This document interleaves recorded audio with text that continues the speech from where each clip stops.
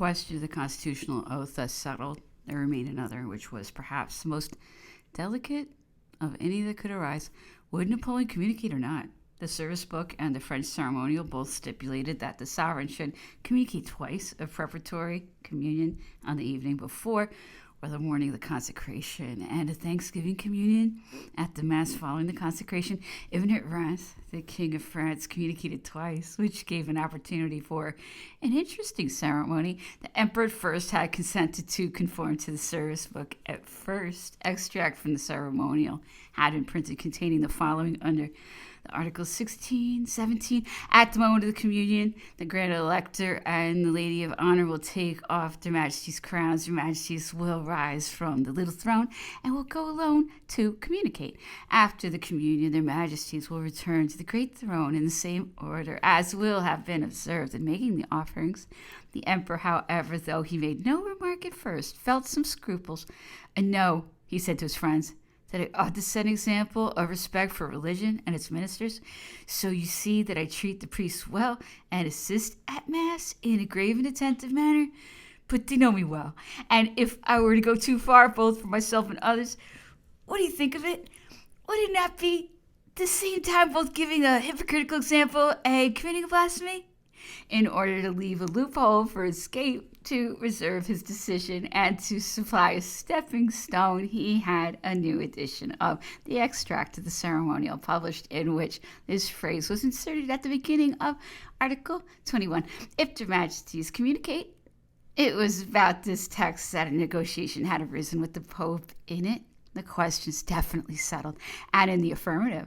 In truth, it had been necessary to foresee every step taken by the Emperor and Empress in the Church each time that they went from the little to the great throne or to the altar, for an immense train preceded and followed them, and a good deal of time was taken up on each occasion. Thus, after the offering, their Majesties were to return to the great throne, from which they were to come to the altar for communion. It was proposed to the Pope that this proceeding should be omitted. Their Majesties will remain at the little throne from the offertory to the communion. Their Majesties will communicate at Mass and will then return immediately to the great throne. The Pope agreed. The important thing was the communion, but at the last moment, doubtless on the eve of the solemnity, Napoleon, hitherto undecided, demanded to be excused the communion. He insisted so strongly that the Pope, unable to refuse, would have some of the cardinals. It was said to a congregation, if the Emperor, he might have said, performs this act only because it forms part of the program of the ceremony, it will be blasphemy such as I cannot desire, and at which my conscience would revolt. Napoleon is not perhaps disposed for communion. A time will doubtless come when his conscience will urge him to it. Until then, let us not burden his conscience in our own. Whatever it was he might have said, he granted the dispensation. This is apparent on the one hand from the absolute suppression of the articles in the third and the last edition, but one of the extract from the ceremonial, on the other from an annotation made afterwards by the Pope's own hand on the original document, containing in half margin the plans of the ceremonial and the different suggestions of the Emperor. Some astonishment may be felt at Napoleon after demanding coronation and consecration from the Vicar of Jesus Christ, if not because he expected the benefit of grace from them, at least because he hoped to appear to advantage in the eyes of his Catholic subjects, and because he himself made an outward profession of the Catholic religion, should have refused to perform the one action which would have proclaimed him a Catholic, and should have at the same time vitiated the other sacrament which he had so desired to receive, for the royal unction was a sacrament. St. Peter Damian had said the emperor should have been in a state of grace to receive it, and he refused to put himself in such a state. He refused to take part in the communion, although he claimed a consecration such as the church granted only to bishops. Doubtless he had not duly reflected what was his conception of the consecration. It is impossible to say for certain, probably an amplified assertion of his imperial dignity and imposing ceremony to arouse the imagination and to give scope for a fine pageantry.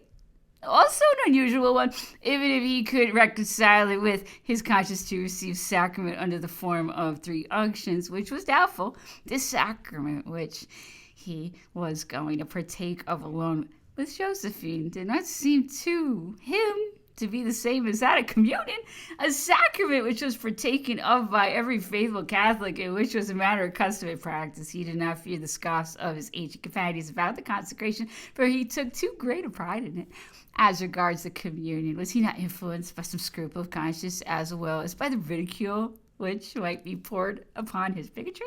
The communion was really the sacrament, such as he knew and believed and had always conceived it to be ever since his confirmation. It could not be said that he was a believer, but he was not absolutely an infidel. He had not cast forth Catholicism from his soul. It remained there at the bottom under an idealistic fatalism which did not contradict it. What could have hindered him from communicating if he had not considered it a sacred act? In that case, only could it be a blasphemy. Otherwise, it was as indifferent a ceremony as the others. By this, however, he rendered the consecration void.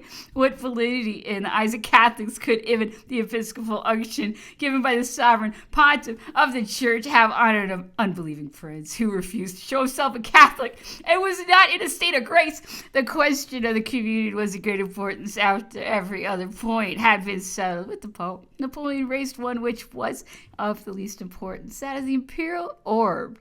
This had at first been treated as an unimportant accessory like the collar and the ring. It was to have been carried in front of the emperor by a grand officer. Afterwards, they did not well know what to do with it. The kings of France had had no orb at France. They had never troubled about it, but it had been made known to Napoleon that the emperors of the Holy Roman Germanic Empire had an orb at their coronation. He must have an orb to be placed on the altar and be blessed and bestowed by the Pope. There were no prayers for the ceremony, but some should be composed. As a matter of fact, having the scepter in one hand and the hand of justice in the other, he could not carry the orb, but he would have it on the spot. The Pope consented to this. Here we have the whole character of Napoleon with its qualities of order, method, and system, which distinguish it, and its petty aspects, also jealousy, susceptibility, and even childishness.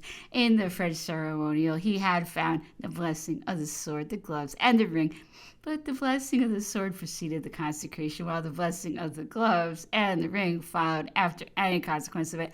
In the service book, there was no blessing, no matter. At the cost of prolonging the ceremony, the Pope should bless the imperial insignia, not only those which the Archbishop of France was accustomed to bless, but all of them: swords, mantles, rings, orb, and crown. Likewise, for the sake of regularity and order, the Pope was to bestow all the adornments which the service book referred to, and those which the ceremonial directed, and those which were mentioned in neither, but which might have been made use of at any time at the coronation of any king or emperor in any country of Christendom. So greatly did Napoleon seem to fear that if any adornment which an emperor might have worn was wanting to his robes, he would not be taken for a true emperor. Then there was the foolishness of the ceremonies, apart from the religious proceedings, the precedences, the prayers, and the farce of the ceremony in which the Pope appeared. It can be seen from the 4 successive editions of the extract from the ceremonial how Napoleon refined and added and demanded still more pomp, pageantry, and actors. Maneuvering the courtiers like a battalion of his guards, he strove to marshal his performers and to draw up the ranks with the proper distances between them. Accordingly, the movements of those who bore the insignia of Charlemagne, the Empress, and the Emperor, or those who preceded, accompanied, or followed the Pope, the Empress, and the Emperor, had to be regulated with the mathematical precision, had to correspond, separate, and meet together again like the figures in a ballet. There was all the more need for this because the goings and returnings, first from the door to the little thrones, then from the little thrones to the great throne for the enthronement, then from the great throne to the altar for the offering, without counting the comings and goings of the Pope, the Grand Almoner, and the Grand Dignitaries, were complicated